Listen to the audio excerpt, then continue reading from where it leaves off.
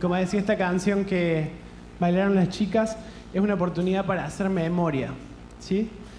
Quiero invitar a los niños que puedan pasar a su reunión, a su tiempo de discipulado.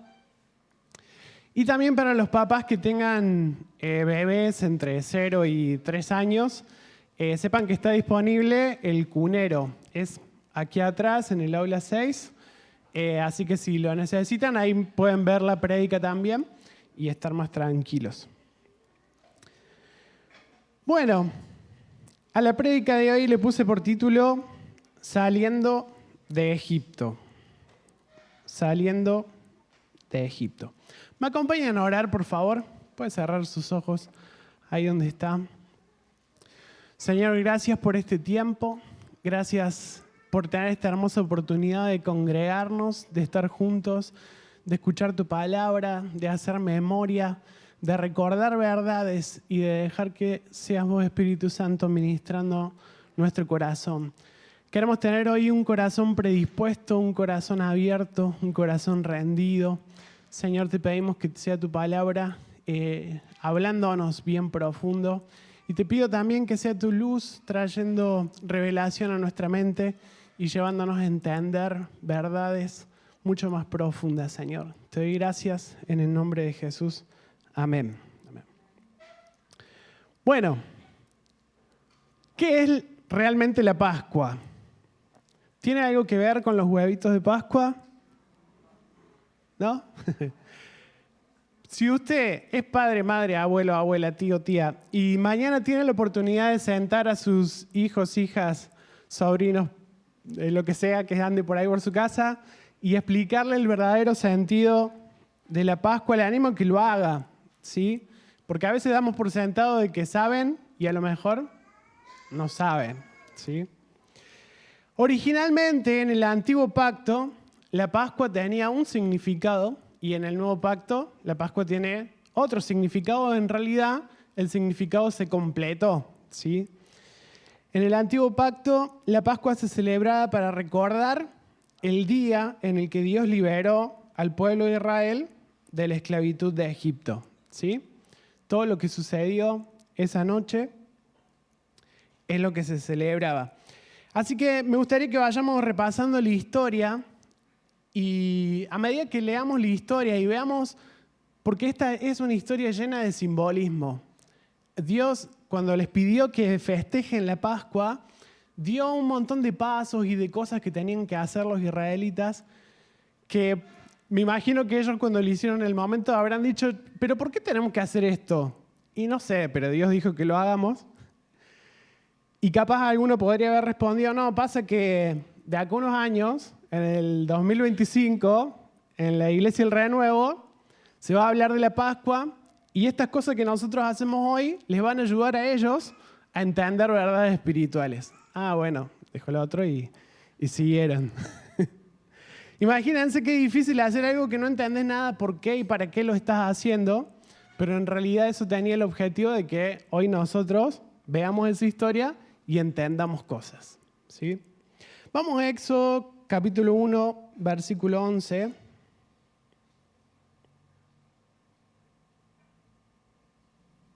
Vamos a ir viendo figuras y sombras de la celebración de la Pascua en el Antiguo Testamento, en el Antiguo Pacto. Éxodo, vamos a leer del 11 al 14. ¿Tienen? Ahí está. Por lo tanto, los egipcios esclavizaron a los israelitas y les pusieron capataces despiadados a fin de subyugarlos por medio de trabajos forzados. Los obligaron a construir las ciudades de Pitón y Ramsés como centros de almacenamiento para el rey. Sin embargo, cuanto más los oprimían, más los israelitas se multiplicaban y se esparcían, y tanto más se alarmaban los egipcios. Por eso los egipcios los hacían trabajar sin compasión. Les amargaban la vida. Quiero que se acuerde de eso. Les amargaban la vida, forzándolos a hacer mezclas, fabricar ladrillos y a hacer todo el trabajo del campo. Además, eran crueles en todas sus exigencias, ¿sí? Vamos a encontrar acá la primer figura y sombra, ¿sí? Todo lo que vamos a leer en esta historia tiene que ver con nuestra historia, en realidad. Todo lo que atravesó el pueblo de Israel, en realidad, es una figura y sombra de nuestra vida y de nuestra historia. Y lo que esto representa, estos 430 años de esclavitud, ¿saben que me enteré armando esta prédica? De que el día que se cumplían, justo ese día que se cumplían los 430 años, fue el día en el que ellos salieron de Egipto. Dios tiene todo como perfectamente diagramado. Incluso, esto ya había sido profetizado, así que todo pasó tal cual como Dios lo había dicho. ¿Qué es lo que a nosotros nos esclaviza? ¿Qué es lo que representa para nosotros Egipto? ¿Cuándo estuvimos esclavos en Egipto? Bueno, Egipto representa en realidad el pecado, ¿sí? Nosotros también tuvimos o tenemos un capataz despiadado que nos subyuga, que nos amarga la vida, que es cruel, y ese capataz, ¿cómo se llama? Pecado, ¿sí? El pecado. De todos los problemas que puede tener la humanidad, el pecado es la raíz de todos ellos. El pecado tiene esta capacidad de dominarnos. No sé cuántos se acuerdan en Romanos 7 que el apóstol Pablo habla de esto. Ya desde el principio, ya desde que Caín se enojó con Abel, Dios le dijo, no permitas que el pecado te domine. Sin embargo, el pecado lo dominó y lo obligó a hacer cosas de las cuales después se arrepintió. Vamos a Romanos 6:6. Ahí también nos habla el apóstol Pablo de la esclavitud del pecado. Sabemos que nuestro antiguo ser pecaminoso fue crucificado con Cristo para que el pecado perdiera su poder en nuestra vida. Ya no somos esclavos del pecado. Pues cuando morimos con Cristo, fuimos liberados del poder del pecado. El 12. Vamos a saltarnos al 12. No permitan que el pecado controle la manera en la que viven. No caigan ante los deseos pecaminosos. ¿Cómo nos controla el pecado? A partir de los deseos pecaminosos, ¿sí? Te viene una tentación, te vienen unas ganas de hacer algo que sabes que está mal, obedeces al pecado y automáticamente, ¿qué pasa? Eso es como una trampa que te mete en un ciclo de esclavitud. Te obliga una y otra vez a repetirlo y parece que cada vez lo haces peor. El 13 dice, no dejen que ninguna parte de su cuerpo se convierta en un instrumento del mal para servir al pecado. En cambio, entréguense completamente a Dios, porque antes estaban muertos, pero ahora tienen vida nueva. Así que usen todo su cuerpo como un instrumento para hacer lo que es correcto para la gloria de Dios. El 14. El pecado ya no es más su amo, porque ustedes ya no viven bajo las exigencias de la ley. En cambio, viven en la libertad de la gracia de Dios. El 17, vamos a pasar. Antes ustedes eran, ¿qué cosa? ¿De qué? Del pecado. ¿Se acuerdan cuando eran esclavos del pecado? ¿Sí? Y acá el apóstol Pablo está hablando como algo del pasado, pero yo en esta prédica quiero que nos preguntemos, porque justamente celebrar la Pascua significa celebrar de cuando éramos esclavos y el Señor nos liberó, ¿sí? Cuando éramos esclavos del pecado y el Señor nos liberó. Entonces, la pregunta que quiero que nos hagamos en esta prédica es, ¿estoy festejando algo que ya sucedió o en realidad todavía no sucedió en mi vida? Todavía no lo experimenté, este paso de libertad de la esclavitud del pecado. Quizás todavía estoy siendo esclavo del pecado y no puedo hacer oídos sordos y hacerme el loco y decir, sí, celebro la Pascua porque ya fui liberado y en realidad todavía estoy siendo esclavo. Esa no es la voluntad de Dios.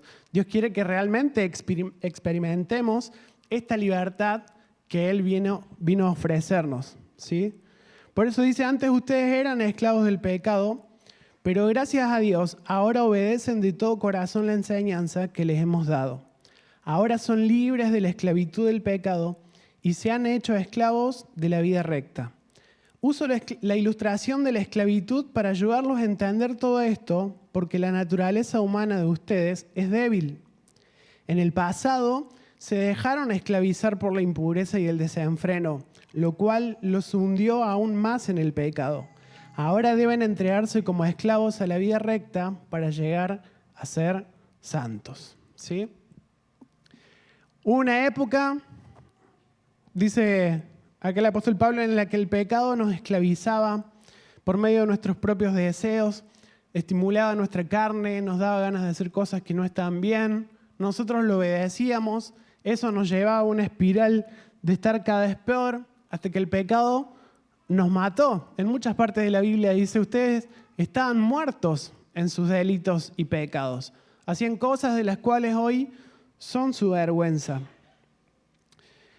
El pecado no solamente nos domina, nos mata, sino que además nos engaña y nos ciega al punto de empezar a justificarlo y negar el mal que nos hace.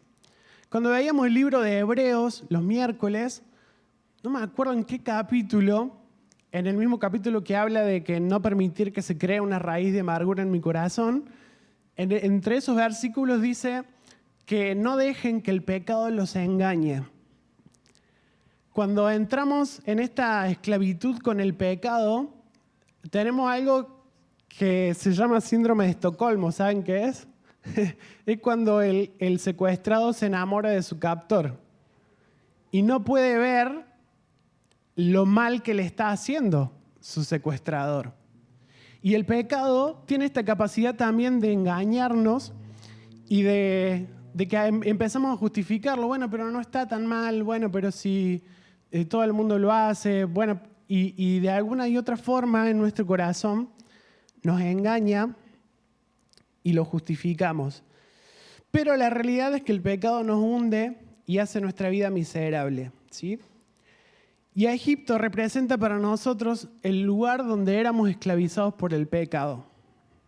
A ver, hagamos memoria y digamos, a ver, este periodo de mi vida es Egipto, ¿sí? Estos años de mi vida son Egipto. Eran unos años donde el pecado me tenía de hijo, hacía lo que quería conmigo, y yo pensaba que era libre, pero en realidad estaba siendo esclavo del pecado. Esos años en Egipto traen estancamiento y degradación. Nada progresa ni crece en Egipto, porque imagínense, todas las fuerzas de los esclavos estaban puestas para trabajar para Egipto. Todo su tiempo, su energía, sus recursos, todo era para Egipto, para ellos no quedaba nada. Todo era absorbido por sus amos, y en este caso el pecado. Es por esto que la Pascua para nosotros significa recordar la liberación de la esclavitud del pecado. ¿Se imaginan que habrán estado agradecidos los israelitas de haber sido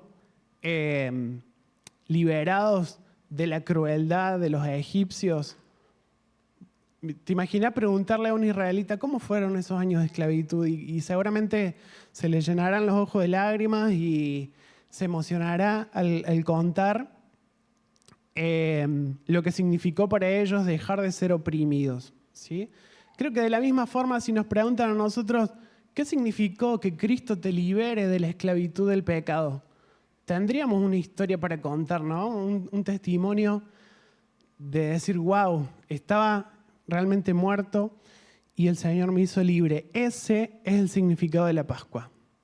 Eso es lo que representa la Pascua para nosotros. Éramos esclavos y fuimos hechos libres. Y como les preguntaba, la pregunta es, ¿hemos sido liberados o seguimos en esclavitud?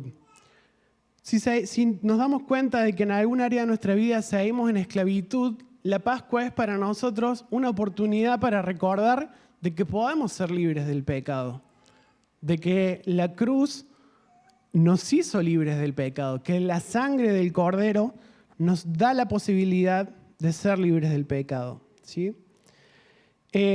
Como les decía, la salida de Egipto está marcada por muchos simbolismos. Dios les dio unas pautas de cosas que tenían que hacer para salir de Egipto. Y quiero que nosotros las leamos y las veamos como enseñanzas para nosotros. ¿Cómo hago para salir de Egipto si me doy cuenta que hoy estoy en Egipto?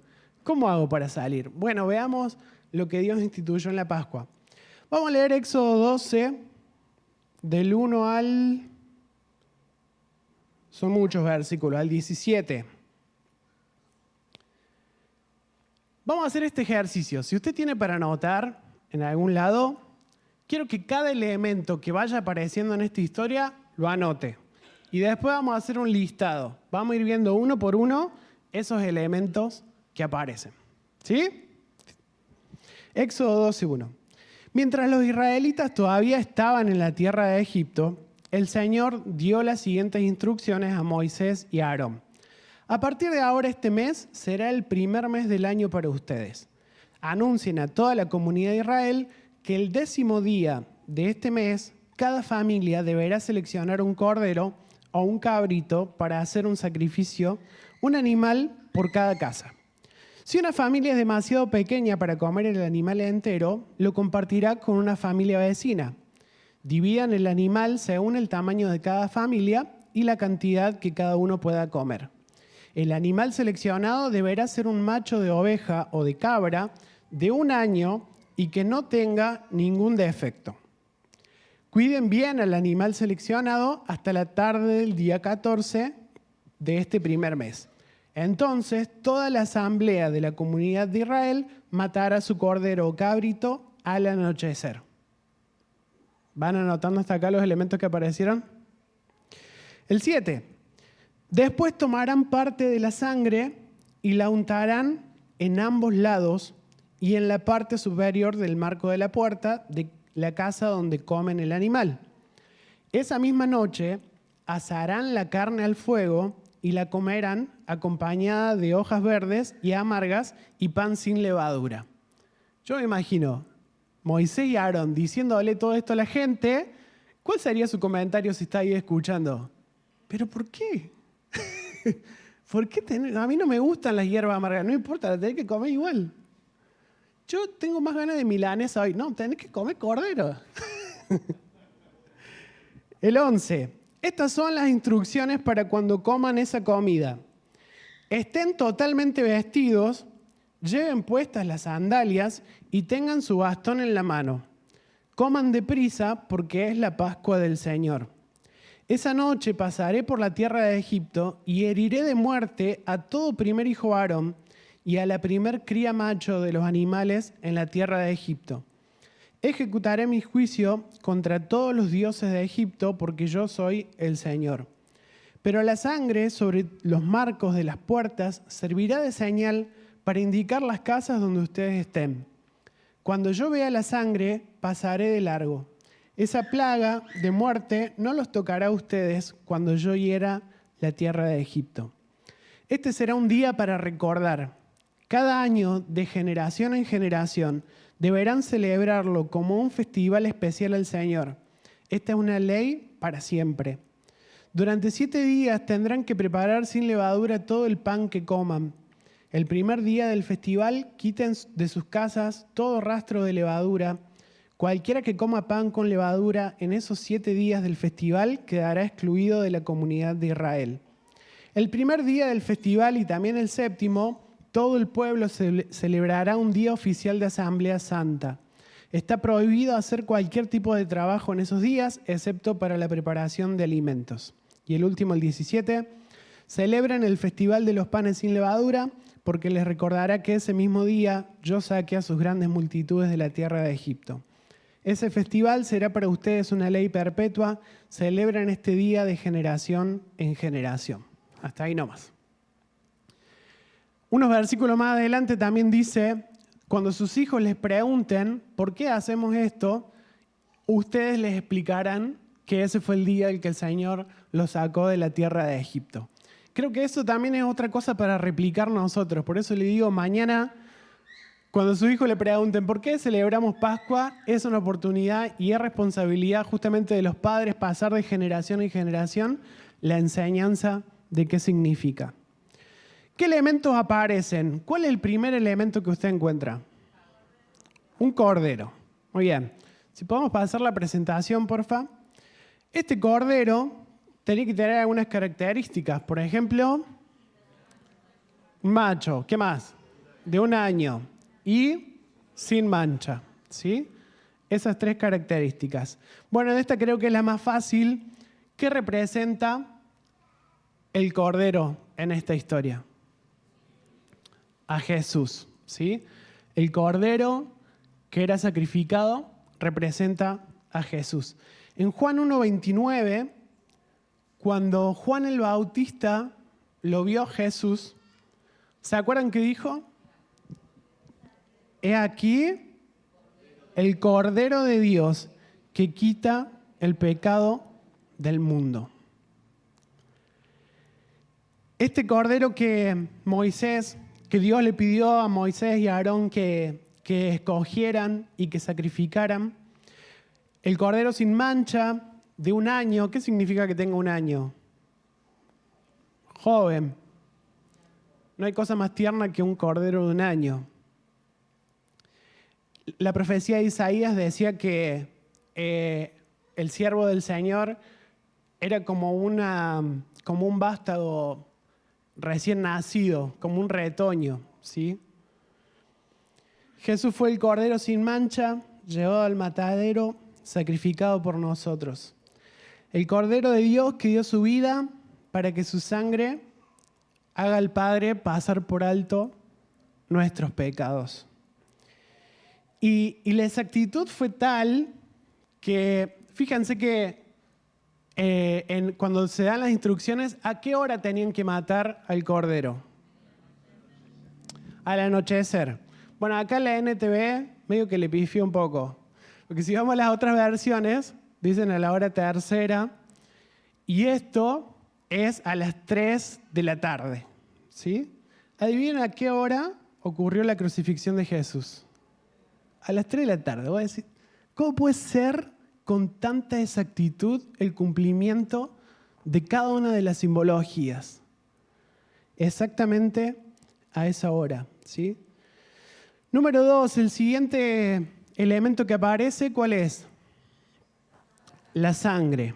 Tenían que untar con sangre en los linteles de la madera, ¿sí? El ángel de la muerte pasaría de largo en las casas que tuvieran el marco pintado con sangre. Yo me preguntaba, ¿por qué no la sangre no se ponía en la frente de las personas? ¿Dónde se ponía? En los linteles de la puerta. Es decir, que se salvaba aquel que estaba en el lugar indicado, porque supongamos que un israelita estaba en una casa donde no se había pintado el marco de la puerta. ¿Qué le pasaba? Se moría. Acá no se trataba de si eran israelitas o no eran israelitas. Se trataba de si estaban en el lugar indicado. Vieron que decía que tenía que ser en la casa donde coman el cordero. Así que no todas las casas habían sido pintadas. ¿Qué pasa si justo a uno se le ocurrió volverse a su casa a buscar algo y justo pasaba el ángel de la muerte? Moría. Porque cuando pasara el ángel, él tenía que estar en el lugar correcto. Y eso también es un simbolismo para nosotros porque la salvación viene por estar en Cristo. ¿No estamos en Cristo? No hay salvación, ¿sí? Esa sangre los protegió de la muerte. De la misma manera, la sangre de Cristo hizo que no fuéramos castigados por nuestros pecados. Nosotros merecíamos morir, pero Él fue el Cordero que derramó su sangre para liberarnos, ¿sí? Colosenses 2:13. Acompáñame por favor a buscar Colosenses 2:13. Dice, ustedes estaban muertos a causa de sus pecados y porque aún no les habían quitado la naturaleza pecaminosa. Entonces Dios le dio vida con Cristo al perdonar todos nuestros pecados. Él anuló el acta con los cargos que había contra nosotros y la eliminó clavándola en la cruz. Por eso puse un poco esta imagen en la presentación, porque esa sangre pintada en el marco de las puertas representa para nosotros libertad de nuestra condena. Esta persona saliendo de la cárcel es justamente lo que pasó con nosotros, ¿no? Nosotros tendríamos que haber sido el cordero que merecía morir porque los que cometimos los pecados éramos nosotros. Sin embargo, la sangre puesta en el dintel de la puerta fue lo que nos justificó. No tuvo nada que ver con nuestras acciones. Los israelitas que estaban ahí quizás también habían hecho cosas malas, pero el hecho de que el ángel pasara era simplemente por ver la sangre, ¿sí? Hay otro dato característico cuando estudiamos Hebreos, es que cuando se necesitaba purificar algo para ser usado en el templo, ¿qué se le rociaba a esos objetos? ¿Alguien sabe? ¿Qué se les rociaba a los objetos para purificarlos en el templo? Sangre, ¿sí? Se tenía que matar un cordero y con esa sangre se tiraba y se rociaba encima de todo para purificarlos. Y esto también es una figura y sombra de lo que Cristo hizo en nosotros. Fíjense Hebreos 10:22. Dice, entramos directamente a la presencia de Dios con corazón sincero y con plena confianza en Él.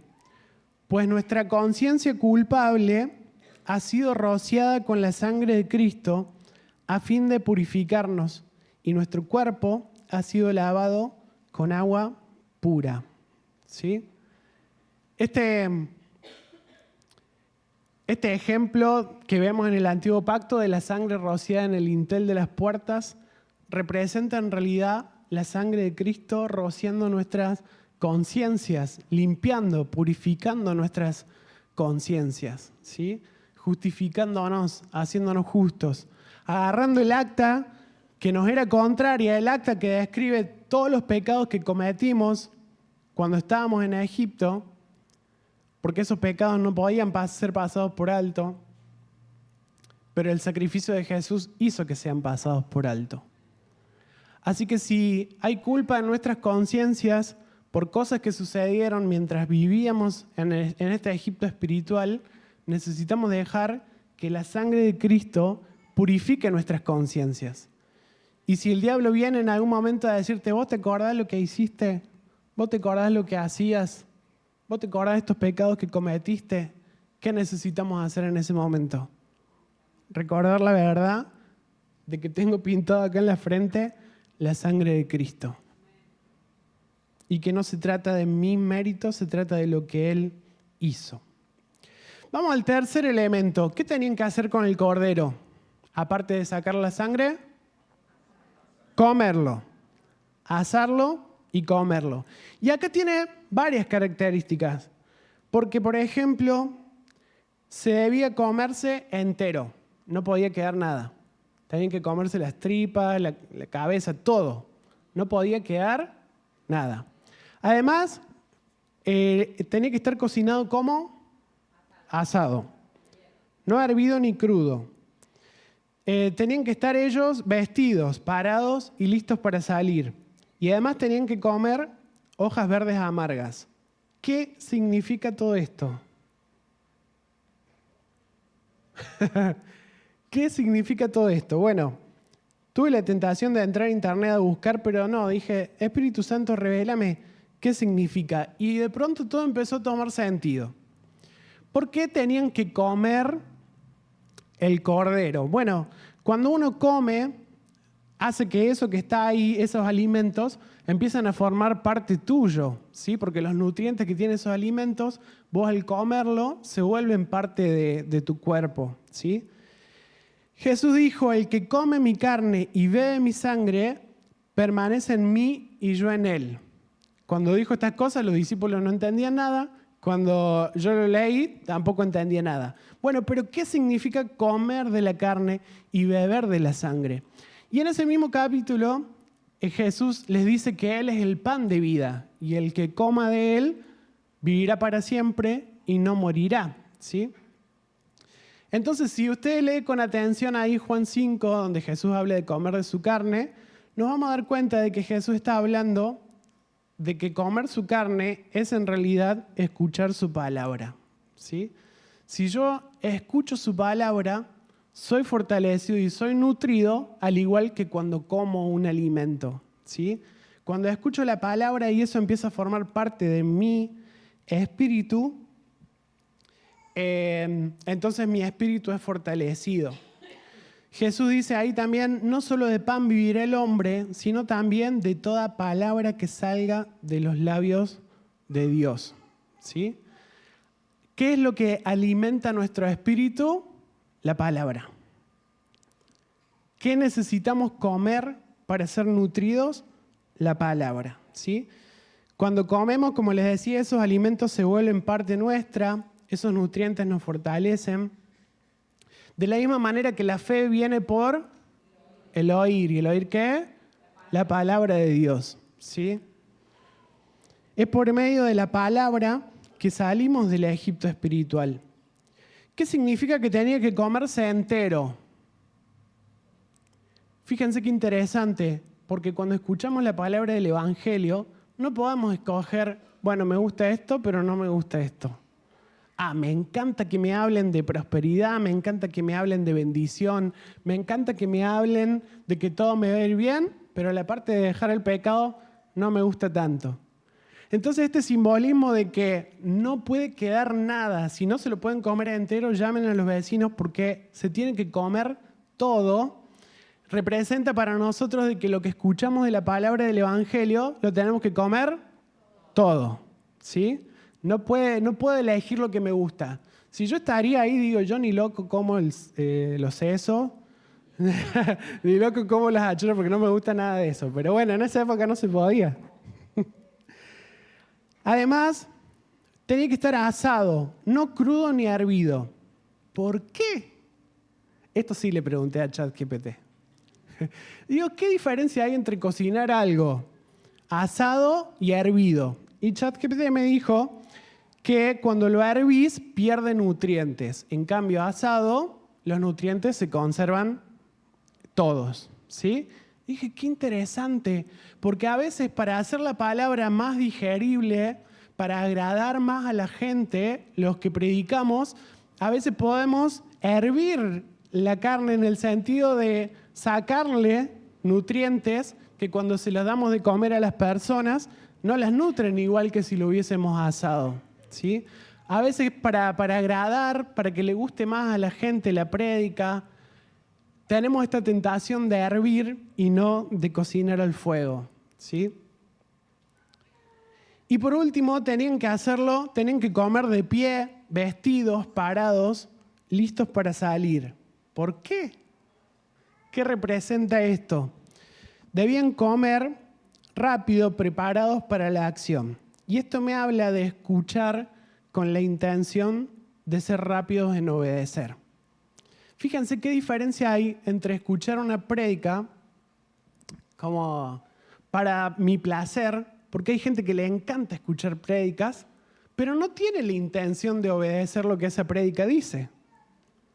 Es lo mismo que sentarse a comer por placer. Cuando vos te sentás a comer por placer, te sentás tranquilo y te comes todo lo que vos quieras. Pero en este caso ellos tenían que estar parados, preparados, listos para salir, ¿sí? Siendo rápidos. No se trata de comer por placer la palabra, como muchos que les encanta, como les decía recién, escuchar solamente la palabra, sino que necesitamos gestionar la palabra. Porque la palabra que escucho debo aplicarla, ¿sí? Escuchar alerta como quien escucha instrucciones.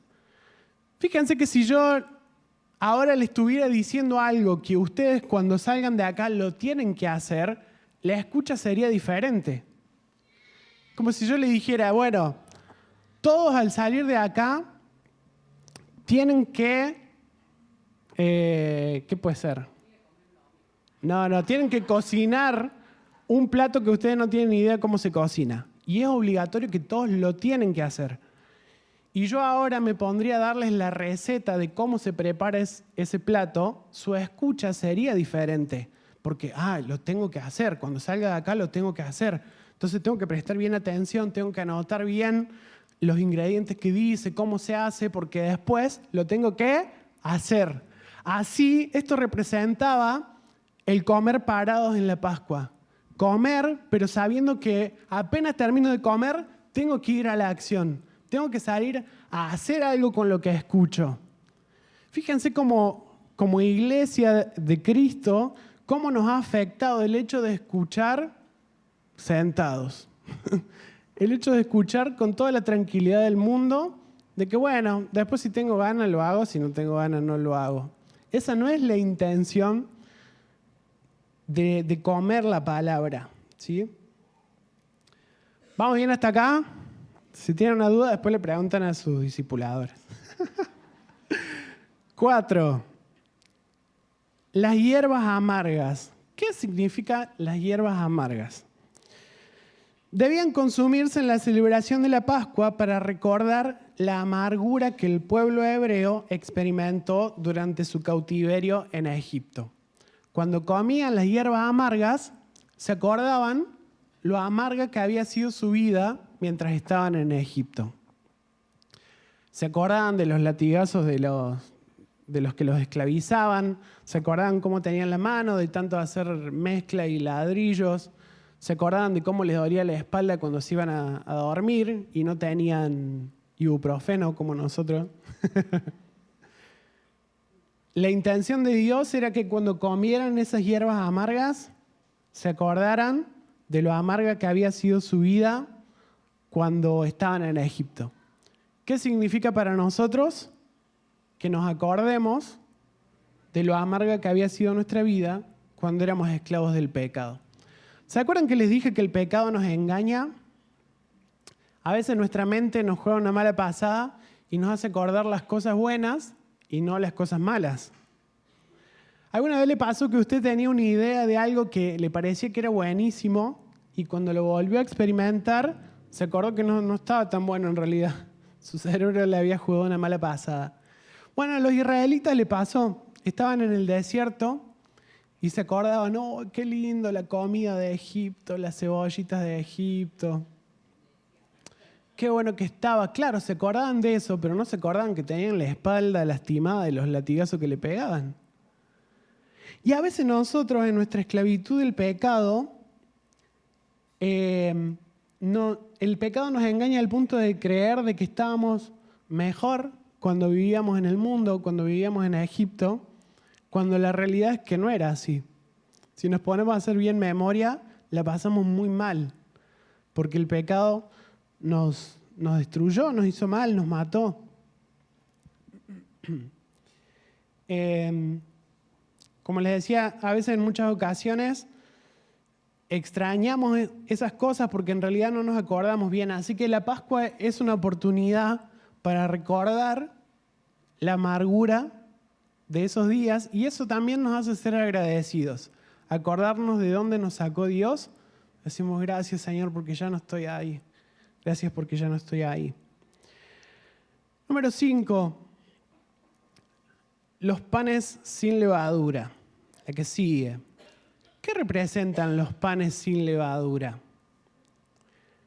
Inmediatamente después de comer el cordero y las hierbas, comenzaba el festival de los panes sin levadura que duraba 7 días. ¿Sí? Y ahí la indicación era: quiten de sus casas todo rastro de levadura. ¿Qué tenía Dios contra la levadura? ¿Usted tiene levadura en su casa? Yo sí tengo. Estamos en pecado. ¿Qué significa la levadura en la Biblia? Tiene la característica de que fermenta, de que agranda, pero ¿qué representa en la Biblia la levadura? El pecado, ¿sí? Entonces, cuando Dios estaba diciendo, quiten de su casa todo rastro de levadura, ¿qué nos está diciendo a nosotros hoy? Quitemos de nuestra vida todo rastro de pecado, ¿sí?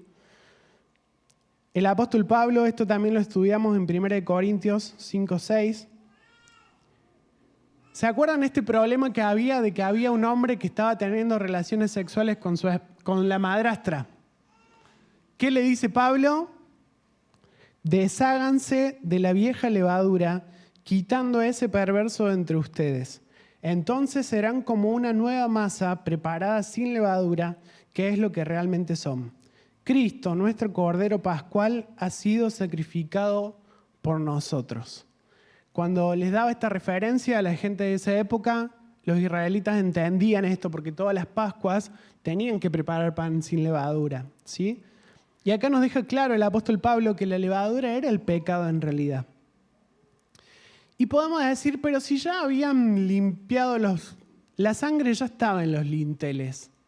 Aún así, además del sacrificio que Cristo hizo por nosotros, ¿yo tengo que trabajar en mi santificación? Sí. Más allá de que la puerta de nuestros linteles esté rociada con sangre y eso nos justificó, eso no quita de que yo tenga que quitar el pecado de mi vida. ¿Está de acuerdo o no? Desháganse de toda levadura. ¿Sí? Esto representa el proceso de santificación en nuestras vidas. Así que, ¿qué le parece si en esta Pascua nos ponemos a revisar si en nuestra casa hay levadura? Y no le hablo de ponerse a revisar las alacenas, de que pongamos a revisar nuestro corazón y ver si hay pecados que necesitan ser quitados, ¿sí? Si nos pegamos una ducha espiritual, si nos lavamos, si limpiamos. Estos 7 días que eran en la antigüedad comer pan sin levadura, ¿qué son para nosotros? Un recordatorio de pureza, de santificación, de limpieza, ¿sí?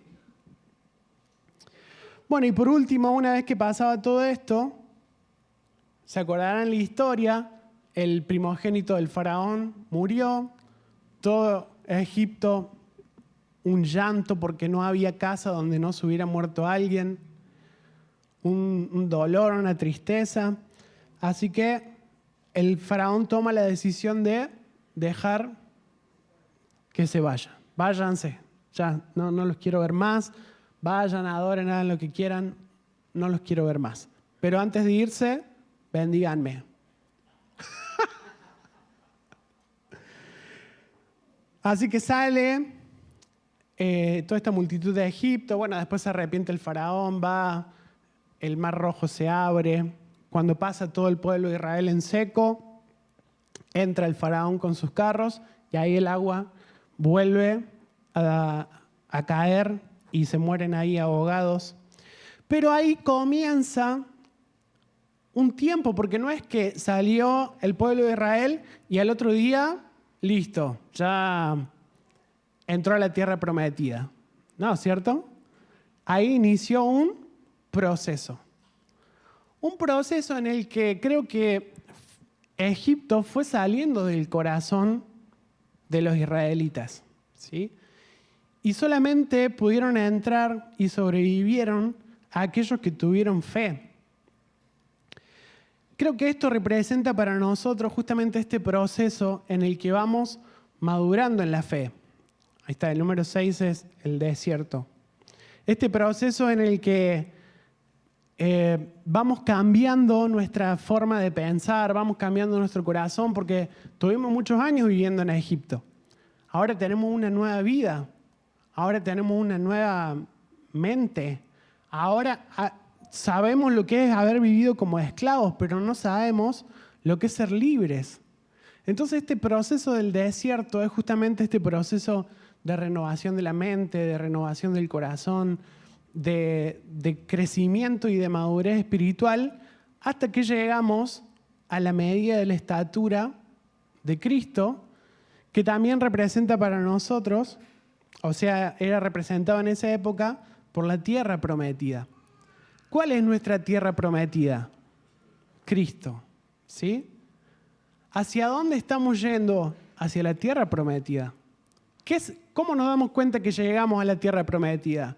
Y porque estamos a la estatura del varón perfecto. A medida que Cristo va creciendo en mí, más voy pudiendo experimentar la tierra prometida. A medida que Cristo va creciendo en mi interior, va afectando todas las áreas de mi vida, va afectando mis relaciones, va afectando mis emociones, mi mente, mi carácter, mis finanzas, mi familia. A medida que Cristo va creciendo, voy experimentando la tierra prometida, ¿sí? Voy disfrutando de esa tierra en la que fluye leche y miel, ¿sí? Quiero invitarle a ponerse de pie, por favor, que podamos orar y también nos vamos a preparar para la cena del Señor, si pueden ir trayendo la mesa.